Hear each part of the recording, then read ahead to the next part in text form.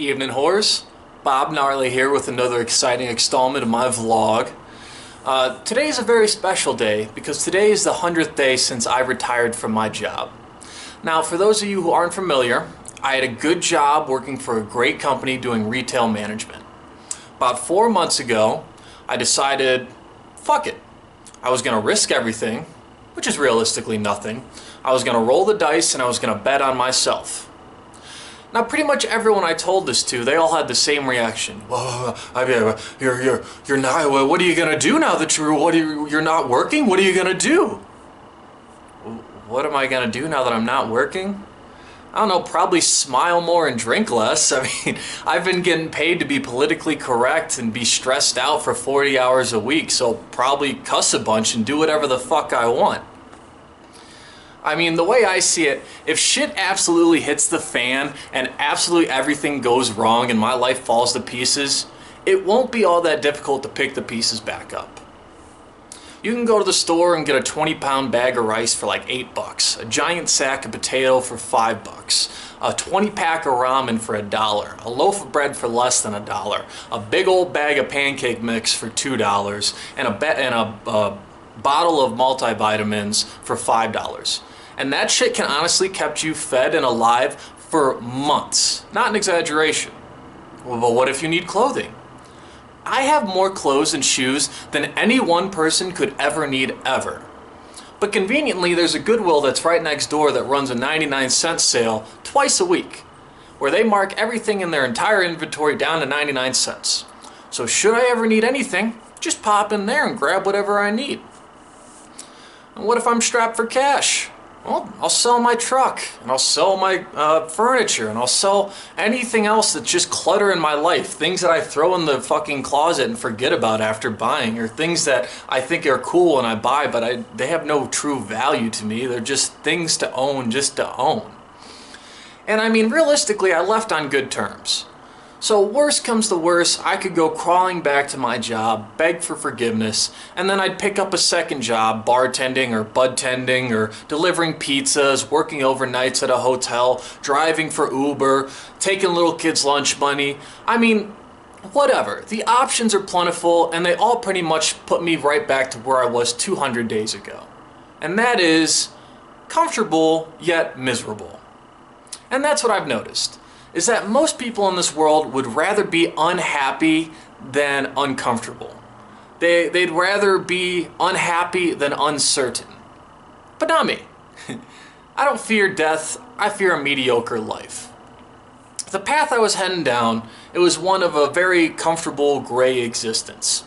10-15 years from now, when I'd finally be making 6 figures a year, I'd be able to go out and treat myself to a nice midlife crisis red sports car that I'd drive around with my beer belly and my bald head and my trophy wife in the fucking passenger seat. And the whole idea of it just makes me nauseous. Just vocalizing it makes me want to be sick. And maybe it's because I've been listening to too much rap music, and maybe it's because I've read one too many self-help books, but I believe I am worth so much more than a life filled with unfulfilling work coupled with weekends of a drunken stupor existence where I get so shit-faced I can't even talk. So what am I gonna do? I'm gonna work my fucking fingers to the bone and one day have a fucking movie made about me. That's the idea, at least. No, I truly believe that success comes down to 3 factors. First, you gotta have a blue-collar work ethic. You gotta show up, work your ass off for 10 to 12 hours a day, don't complain, and go home. Every damn day. Second, you have to have this indomitable will. You gotta put your blinders on, focus on the finish line, and don't let shit get in the way of where you're trying to go. Don't even jump through hurdles, just blast right through them. Everyone I've talked to seems to have given up on their goals or their ambitions in life because they put in a little bit of effort and they felt like they weren't making any progress. Part of understanding that you have to understand that it's gonna take 10 years to become an overnight success. And that's fine. And the third thing you need to become successful is you gotta channel your inner Kanye, man. You gotta believe in yourself the way Kanye West believes in Kanye West. You gotta love yourself the way Kanye loves Kanye. Because the love and support that you get from the people around you is gonna be very half-assed. I know from firsthand experience. I tell my best friends about, me quitting my job and my visions and things I want to do. And they're like, yeah, man, that's cool. Like, that's dope. I believe in you. Yeah, go do your thing. But I know the second I walk out of the room, they're like, what the fuck is this kid on? Is he crazy quitting his job? What the fuck is he thinking? I hope he figures it out. The kid seems like he's kind of a dumbass. And that's fine. I mean, shit, my own girlfriend doesn't even watch these fucking vlogs. And I don't care, because I don't need somebody to hold my hand and tell me how great of a job I'm doing along the process. I know I'm gonna be great. I know I'm gonna be great because I fucking have to be great. Right now, I'm at the point where time, pressure, and heat are applying themselves heavily to me. Because when the 31st of this month rolls around and I pay rent, I'm gonna have shit for cash left. I'm gonna have like $100 to my name. Okay, that's not true. I'll still have money in my Roth and my 401k, in broad market index funds and in cryptocurrencies, but that's all investments. That's money that I need to keep making money. I don't want to take that money and pay my fucking rent with it or pay my insurance with it. So, I mean, what am I gonna do? I'm at the point where I can either become a waffle or a diamond.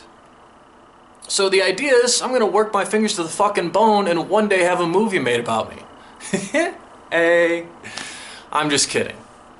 Realistically, 100 days ago, I sat down and I made a list of 13 goals that I wanted to accomplish before I died. And each week since that 100 days, I've just been taking little baby steps, just chipping away, trying to get closer to each one of those goals. Now, am I ever gonna finish everything that I ever started? No. Fuck no. But that's okay. Life is about doing the process and not the result. Life is about doing things that challenge you and develop you, whether you like doing them or not. And my life is a constant work in progress, and I wouldn't have it any other way.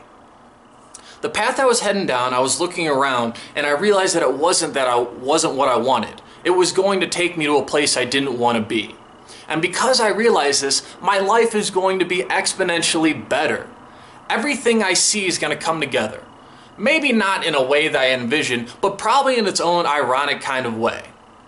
So I'm not going to be depressed about the past. I'm not going to be anxious about the future. I'm just going to wake up every day and work hard and hope for the best. I'm going to live for just today. And shit, maybe if I'm really lucky, maybe I can help a person or two along this path that I'm traveling as well. And that's why I quit my job. God bless y'all.